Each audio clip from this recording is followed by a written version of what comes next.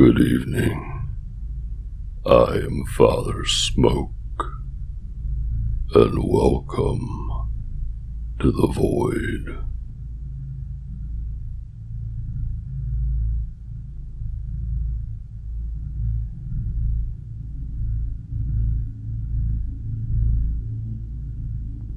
It's been 2 weeks since this whole thing started.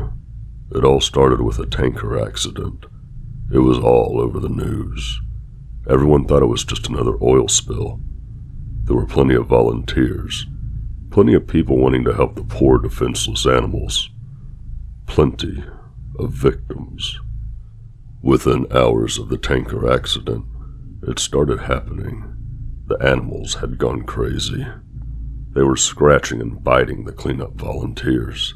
They said that it was an adverse effect to whatever was in that tanker. Rescue workers were still trying to get the crew out of the ship.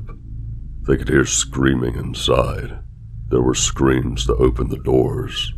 But that's when it all went to hell. As soon as they cut the door out. There were 6 minutes of broadcast before it went silent. 6 minutes of screaming in agony. The ship crew attacked the rescue workers like rabid baboons. They were breaking bones and tearing flesh. The people on the shore weren't faring any better.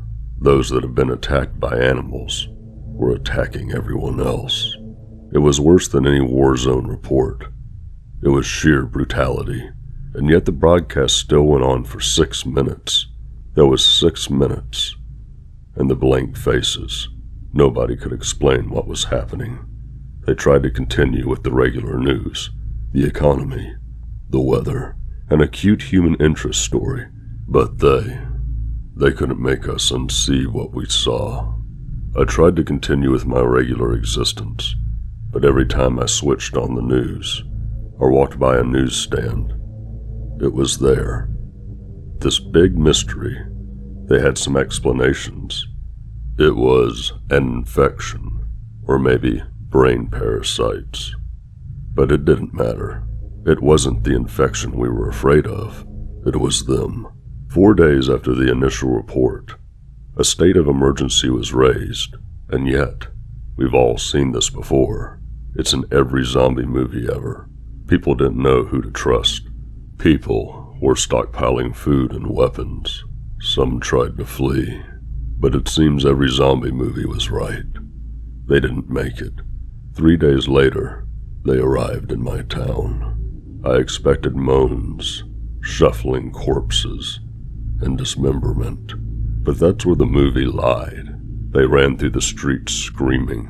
I remember running to my front door as fast as I could, locking, barricading, and doing anything to make sure it would stay shut. And then I headed for the window. I was on the 2nd story, and I could see the carnage.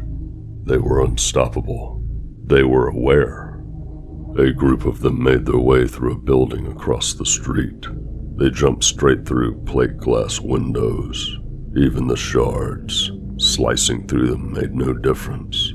They just kept coming. My barricade wasn't going to hold. I rushed around my flat, grabbing supplies and jamming them into my most secure room of the flat. I went back for one last look across the street, and I wish I hadn't. In a 2nd-story window, my face met one of theirs. They knew where I was. I quickly dashed into the room and locked the door. I don't have any kind of panic room or a secure basement, so the safest place I could think of was my bathroom. There were no windows, and only the one door that had a lock. I had filled my sink and bathtub full of water, so I could stay for a while. I sat there in the dark room, with the distant screams in my ears. I began to feel like I may have overreacted. It had been 2 hours with no sign of them. It actually got quieter, and I thought they had moved on. Maybe I could leave the room and get to the kitchen. I could grab some more food to wait it out. A crash came from the front door. There was the sound of someone running full force into the door and knocking down the barrier behind it. There were a couple more crashes before I knew they were inside. There were rapid footsteps moving around the flat, a couple of screams, and then a bang on the wall beside me. My eyes were open to their widest.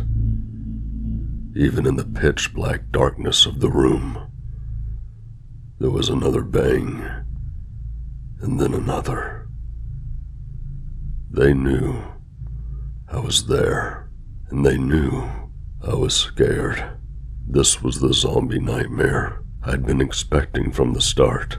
I had nowhere to run. There was only so much time before they would break in. I sat with my back to the door, hoping my extra weight would make it harder for them to get in.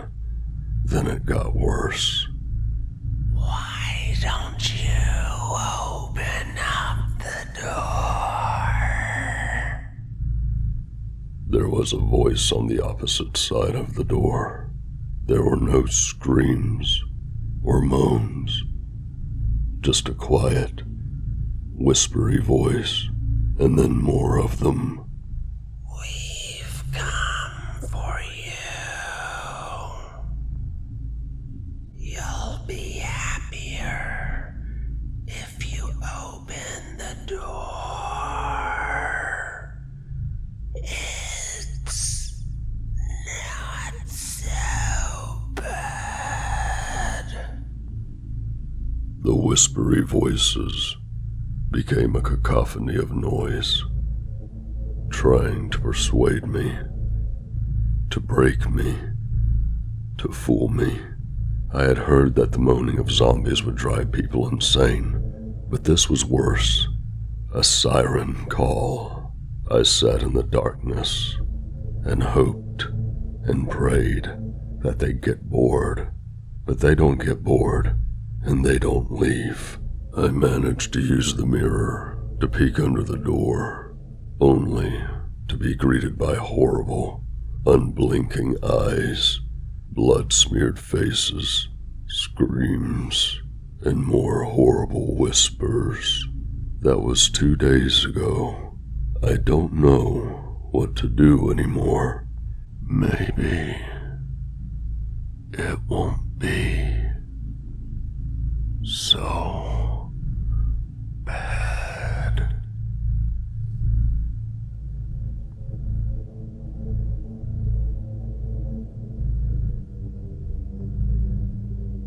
In June 1972, a woman appeared in Cedars-Sinai Hospital in nothing but a white, blood-covered gown. Now this, in itself, should not be too surprising, as people often have accidents nearby and come to the nearest hospital for medical attention. But there were 2 things that caused people who saw her to vomit and flee in terror. The first being that she wasn't exactly human. She resembled something close to a mannequin, but had the dexterity and fluidity of a normal human being. Her face was as flawless as a mannequin's, devoid of eyebrows and smeared in makeup. There was a kitten clamped in her jaws, so unnaturally tight that no teeth could be seen, and the blood was still squirting out over her gown and onto the floor. She then pulled it out of her mouth, tossed it aside, and collapsed. From the moment she stepped through the entrance to when she was taken to the hospital room and cleaned up before being prepped for sedation, she was completely calm, expressionless, and motionless. The doctors thought it best to restrain her until the authorities could arrive, and she did not protest. They were unable to get any kind of response from her, and most staff members felt too uncomfortable to look directly at her for more than a few seconds. But the second the staff tried to sedate her, she fought back with extreme force. 2 members of the staff had to hold her down as her body rose up on the bed with the same blank expression. She turned her emotionless eyes towards the male doctor and did something unusual. She smiled. As she did, the female doctor screamed and let go out of shock. In the woman's mouth were not human teeth, but long, sharp spikes, too long for her mouth to close fully without causing any damage. The male doctor stared back at her for a moment before asking, "What in the hell are you?" She cracked her neck down to her shoulder to observe him, still smiling. There was a long pause. The security had been alerted and could be heard coming down the hallway. As he heard them approach, she darted forward, sinking her teeth into the front of his throat, ripping out his jugular and letting him fall to the floor, grasping for air as he choked on his own blood. She stood up and leaned over him, her face coming dangerously close to his as the life faded from his eyes. She leaned closer and whispered in his ear, "I am God." The doctor's eyes filled with fear as he watched her calmly walk away to greet the security men. His last ever sight would be watching her feast on them one by one. The female doctor who survived the incident named her the Expressionless. There was never a sighting of her again.